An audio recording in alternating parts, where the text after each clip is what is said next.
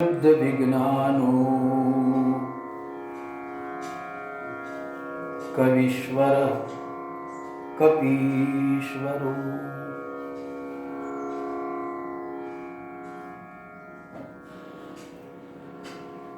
कली पावनावतारी परमात्मा प्राप्त भगवत स्वरूप श्री गोस्वामी तुलसीदास जी बाबा मानस की रचनात्मक रचना में मंगलाचरण को जब रख रहे तो हमने देखा कि बाबा जी ने प्रथम मंत्र में मां वीणापानी शारदा और श्री गणेश जी इनकी संयुक्त वंदना की। द्वितीय मंत्र में श्रद्धा विश्वास स्वरूप भवानी एवं पार्वती इनकी संयुक्त वंदना की। संयुक्त अर्थात जुगल, बिलक बिलक नहीं की। और कल हमने तीसरे मंत्र में देखा अब संयुक्त वंदना नहीं स्वतंत्र वंदना की, क्योंकि श्री गुरु महाराज जी का परिचय कराते समय कहते हैं कि जो निरंतर बोध में होते हैं, विशुद्ध बोध विग्रहम समस्त दूष नाम। जब विशिष्ट अपने बोध को व्यक्ति पा जाता है तो वह निपट अकेला हो जाता है, फिर संयुक्त नहीं, द्वैती भाव नहीं रहता। तो इसलिए श्री गुरु महाराज जी की उनके परिकरों सहित वंदना नहीं, स्वतंत्र रूपेण गोसाई जी वंदना करते, कहते वंदे बोधमयम नित्यम। अनित्य में विविधा है, नित्य में विविधा नहीं होती, नित्य निरंतर एक ही होता है। तो ऐसे शंकर स्वरूप श्री गुरु महाराज जी के चरणों की वंदना ये मंगलाचरण के अंतर्गत तृतीय मंत्र में की। और आइए इस चतुर्थ मंत्र में पुनः जुगल वंदना की। कवीश्वर वाल्मीकि और कपीश्वर श्री हनुमान जी इनकी संयुक्त वंदना। अच्छा, तुलसी जी जब वंदना करते हैं ना तो मैंने वंदना क्यों की इसके मंतव्य को जरूर रखते हैं, क्योंकि तुमने प्रणाम करने से औपचारिकता सिद्ध होगी, किंतु किसी ज्येष्ठता को विशिष्टता को यदि तुम प्रणाम करते हो तो आपके भीतर भाव बन जाएगा। होता है ना, जब हम कहीं पहुंचते हैं तो उसकी विशेषता हमारे दिलो दिमाग में होती है। फिर तुम्हारे साथ छोटा बालक भी होता है, तुम तो प्रणाम कर लेते हो और छोटे बच्चे को कहो चलो करो प्रणाम तो शायद एकाएक नहीं करता। छोटे बालक को देखना, वो एकाएक प्रणाम नहीं करेगा, क्योंकि वो औपचारिकता जानता ही नहीं। बच्चे मन के सच्चे भगवान को लगते प्यारे, उनमें कोई औपचारिकता नहीं होती कि भाई कोई फॉर्मेलिटीज निभाना है, कोई किसी परंपरा का वहन करना है, ऐसे कोई मतलब नहीं, उसका कोई परिचय नहीं, बल्कि डरता है। उसका बाप यदि कहेगा कि चलो ये महात्मा को प्रणाम करो, वो कहेगा हमें कोई परिचय ही नहीं, हमको बड़ा अच्छा लगता है। हाँ, परिचय के बाद एक बार प्रणाम, जब परिचय हो जाएगा प्रणाम करेंगे। अभी हमको कोई परिचय ही नहीं इस महात्मा का, कौन है क्या है, लेकिन तुम जान लेते हो, तुम प्रणाम कर लेते हो। तो जिनके भीतरी शुद्धता होती है तो ये शुद्धता ही व्यक्ति में सिद्धता को प्रदान कराती है। न कि कोई हस्ती, न कोई शक्ति, न कोई भगवत्ता। भगवत्ता और शक्ति सर्वत्र समाविष्ट है, किंतु देरी भगवान की ओर से होकर हमारी ओर से है कि हमें चाहिए उतनी शुद्धता। और ये गीता जी में भी आया है कि न तुमाम शक्य से दृष्टु। भगवान कहते पश्चिमे पार्थ रूपानि शतशो अथ सहस्त्रशो नाना विधानि दिव्यानि नाना वर्णाकृति च। देखो हमारी विविध आकृतियों को, अर्जुन कहे दिखाई नहीं दे रहा, क्यों? अर्जुन की आंख तो थी, लेकिन वही आंख थी जो 11वें अध्याय में खुली। भगवान मैंने सखेति मत्वा प्रसभम यदुक्तम, मैंने तुझे सखा ही समझा, तेरे साथ प्रसभम हंसी मजाक की, कभी हे कृष्ण, हे यादव, हे दोस्त, हे यार, ऐसा संबोधन करके पुकारा। देखो दशरथ जी की भी मुक्ति नहीं हुई, बताते हैं ना, क्योंकि दशरथ भेद भगति मन लाई। जब रावण वध के पश्चात दशरथ जी देवताओं के साथ पधारे तो वे भगवान के धाम नहीं गए थे, क्योंकि वे जानते थे मेरा पुत्र है। मुक्ति तो तब होती है रुते ज्ञानानंद मुक्ति, जब ज्ञान हो जाएगा। और ज्ञान किनको हो गया था? दशरथ जी को नहीं, क्योंकि दशरथ जी ने ज्ञान मांगा ही नहीं था। दशरथ जी तो कहे फनी बीनू मनी बीनू फनी, जिमि जल बीनू मीना, मम जीवन तिमि तुम्हें, ऐसा वरदान हमको दो। पुत्र जनी भले ही मुझे दुनिया मोही कहे, व्यामोही कहे, मुझे मंजूर है, लेकिन आपके प्रति मेरी जो पुत्रजन्य प्रीति है वो ज्यों की त्यों बरकरार रहनी चाहिए। तो वरदान मांग लिया था। किंतु जिस मैना ने कहा था कि इस बावले पति के साथ तेरा विवाह नहीं होने दूंगी, किसको कहती? पार्वती को। यह ऐसा बावला जो सारे भूत प्रेतों को लिए आया है। और नारद कर मैं काह बिगाड़ा, बसत भवन जी ही, मेरा बसता भवन जिसने उजाड़ दिया, मैंने क्या बिगाड़ा था, क्यों तप करने लगाया? और फिर नारद जी पधारे और नारद जी ने अपनी दृष्टि देकर बताया, मैना हिमाचल, जिस महापुरुष का इस द्वार पर तुम अपमान कर रहे हो, जिसको तुम, जिस असामान्य को सर्वसाधारण समझ रहे हो, जिस भगवत्ता को एक न्यूनता भरा मान रहे हो, तुम्हें पता नहीं वे कौन है। और यह दृष्टि किसने दी? गुरु ही देता है। दिव्यम ददामि ते चक्षु। और जब देखा कि जिसको मैं बेटी मानती थी वह तो परांबर है, और जो द्वार पर जिसका मैंने अपमान किया वे तो सर्वमहेश्वर है, वे तो सर्वेश्वर है, वे तो सदाशिव है, वे तो महादेव है, देव ही नहीं महादेव है। और जब नारद जी ने दृष्टि दिया तब वहां चौपाई है, तब मयनाहि मबंतु जनम दे, तब मयनाहि मबंतु जनम दे, तब मयनाहि मबंतु जनम दे, पुनि पुनि पार्वती पद वंदे, पुनि पुनि पार्वती पद वंदे।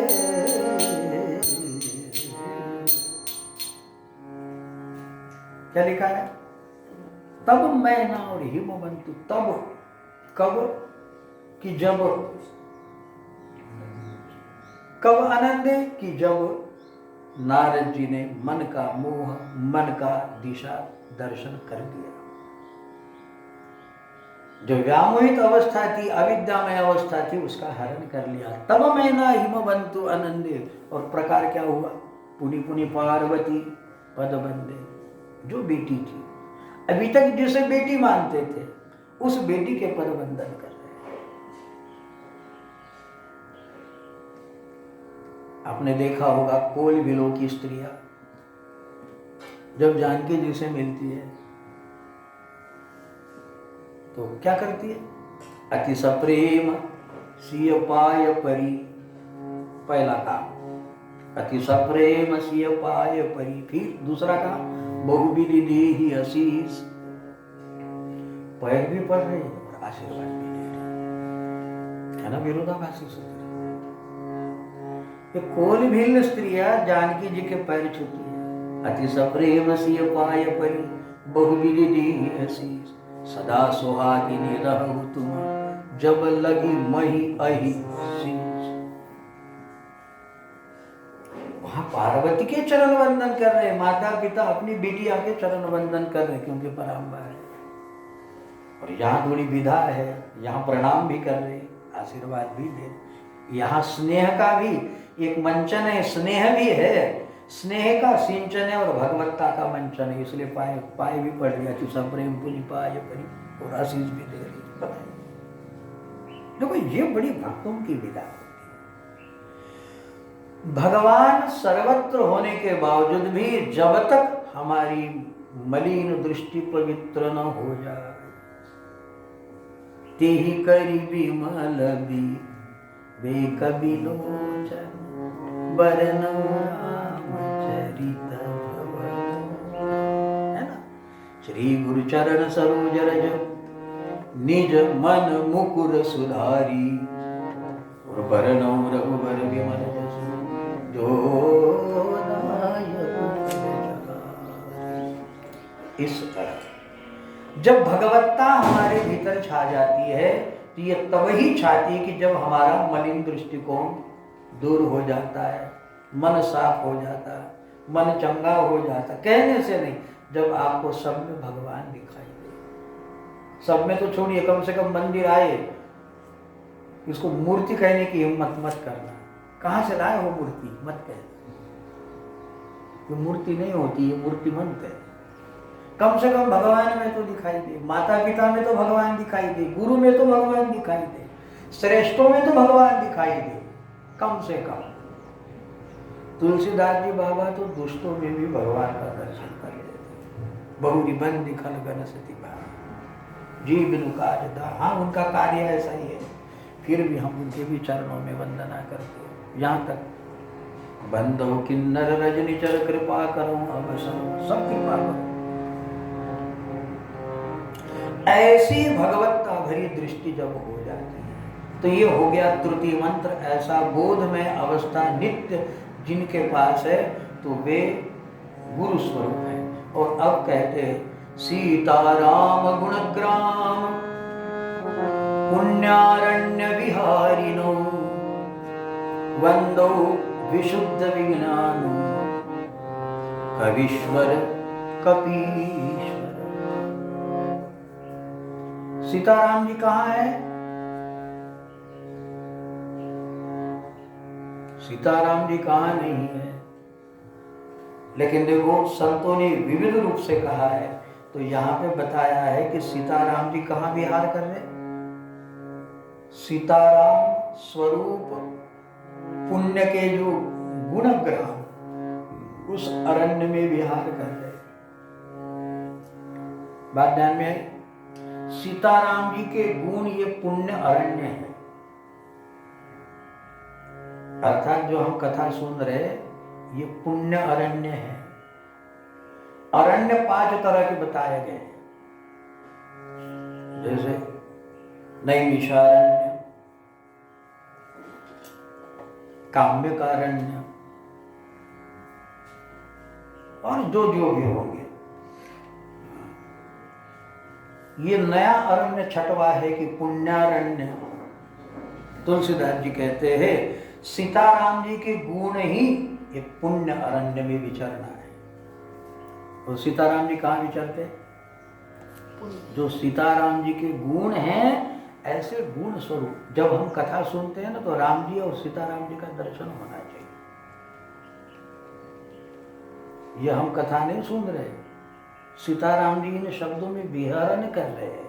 और इसका एक रूपक तुलसीदास जी बाबा ने इसके भीतर भी दिया है। राम कथा मंदाकिनी चित्रकूट चित चारु तुलसी सुबग स्नेह बन स्नेह बन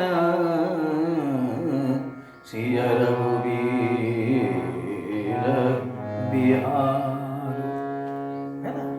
तो राम कथा क्या है? मंदाकिनी। और चित्रकूट क्या है? ये चित्त है।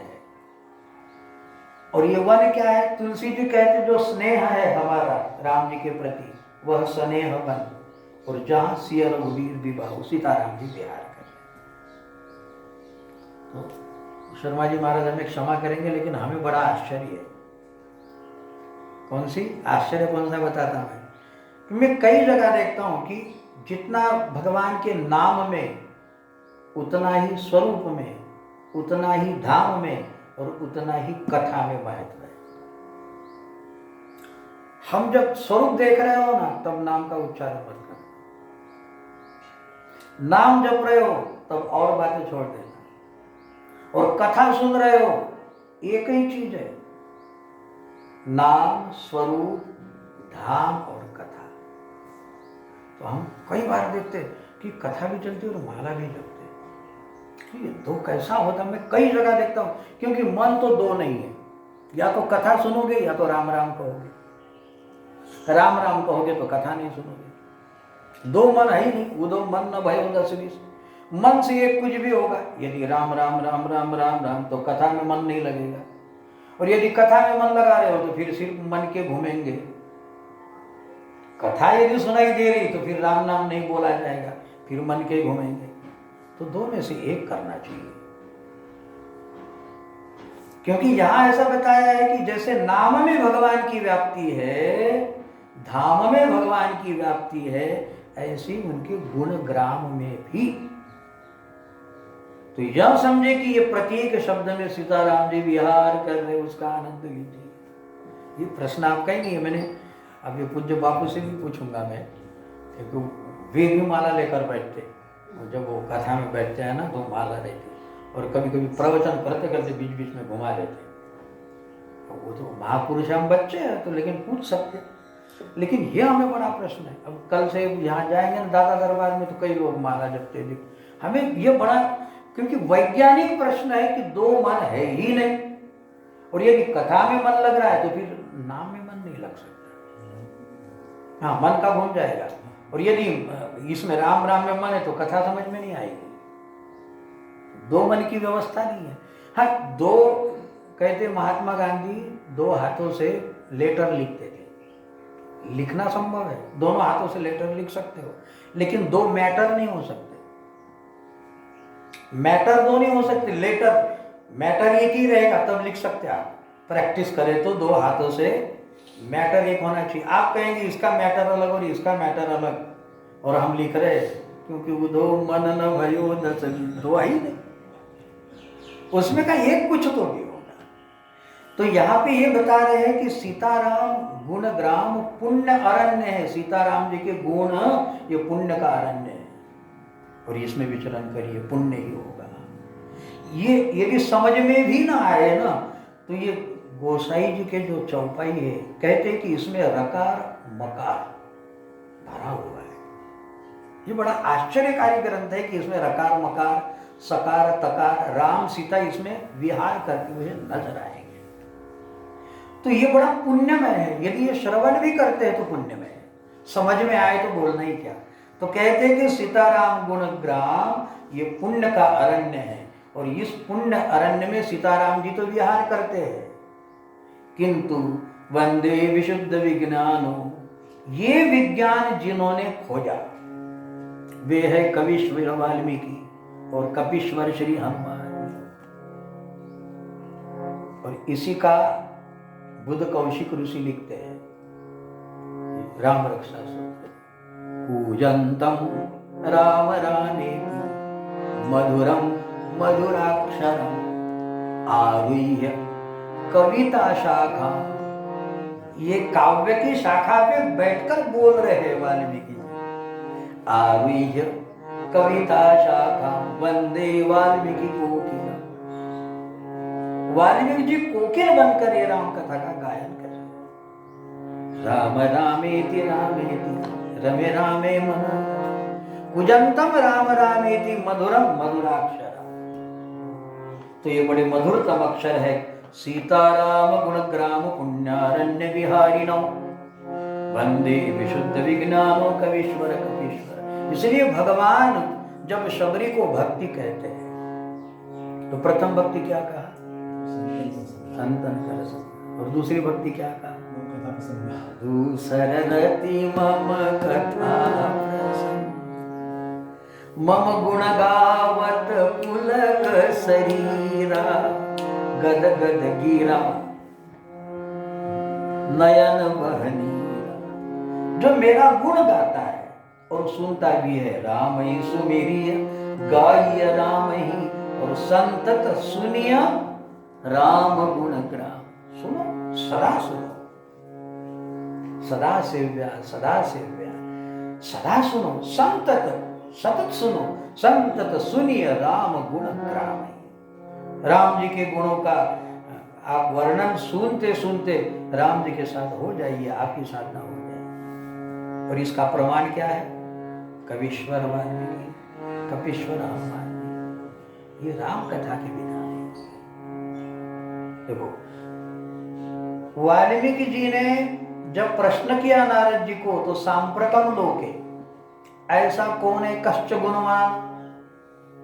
सांप्रतम यानी देखी हुई, बाद में लिखी हुई बातें होती है, किंतु वाल्मीकि रामायण लिखी हुई बातें नहीं, देखी हुई। कश्च सांप्रतम, अभी होना हमें यहाँ कि ऐसा कौन है कि जिसका गुण सबके लिए मन भावन, सबके लिए तरन तारन आत्म शांति देने वाला हो।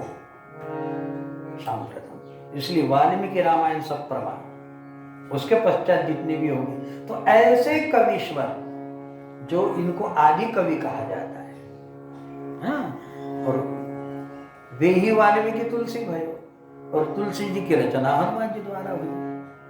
तो कवीश्वर कपीश्वर जो निरंतर सीताराम जी के गुण ग्राम रूपी अरण्य में विहार करते हैं, ऐसे कवीश्वर कपीश्वर, इनकी जुगल वंदना तुलसीदास जी बाबा इस चतुर्थ मंत्र में करते हैं।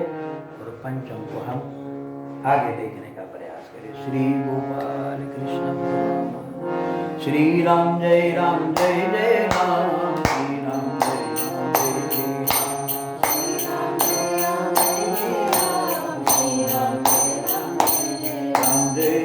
राम जय राम जय राम, श्री राम जय राम जय राम, जय श्री राम जय राम जय जय राम, श्री राम जय राम जय जय राम,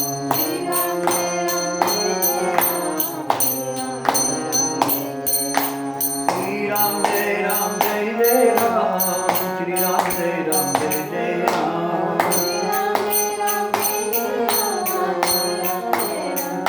राम श्री राम जय राम जय जय राम, श्री राम जय राम जय जय राम, जानकी नाथ भगवान की जय।